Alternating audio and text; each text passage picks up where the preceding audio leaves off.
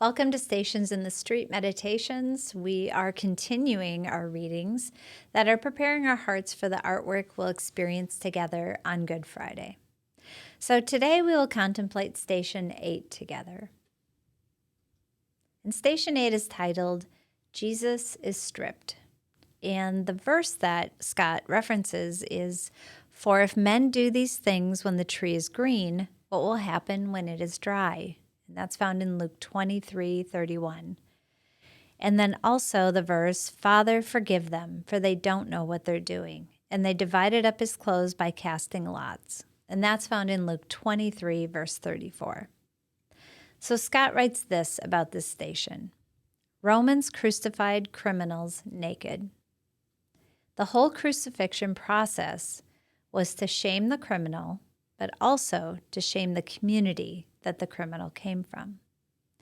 As occupiers of a foreign land, the imperial message through public executions announced, "Don't mess with us, or this will happen to you.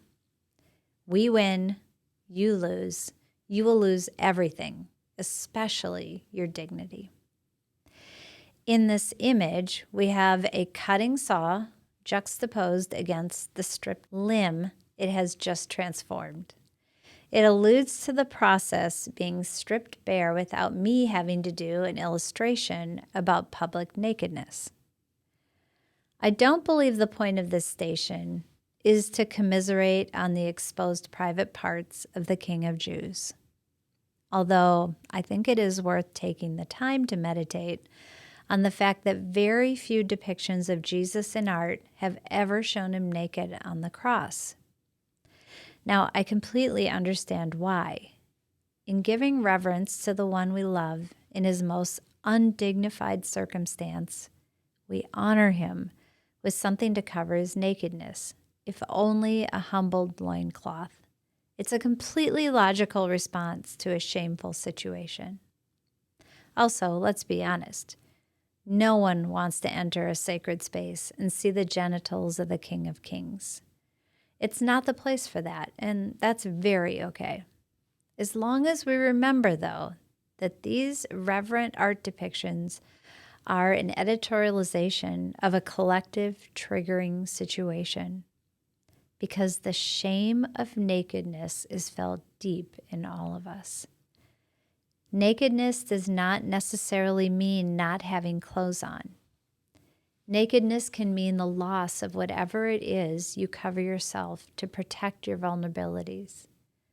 Maybe it's your relationship status, or your bank account, or your makeup, or your narratives, or your capacity, or your accomplishments, your faith. Whatever it is your vulnerable self hides behind. Jesus partook in not being able to hide. Literally, and representationally to all of us, because every human life will be exposed to an undignified nakedness. Everyone eventually feels the shame in being stripped down to our bare selves. If you haven't yet, well then just wait. It'll come. Everything in the dark eventually comes into the light.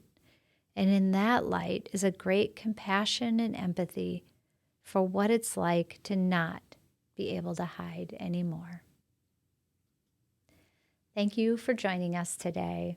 We hope you join us again tomorrow.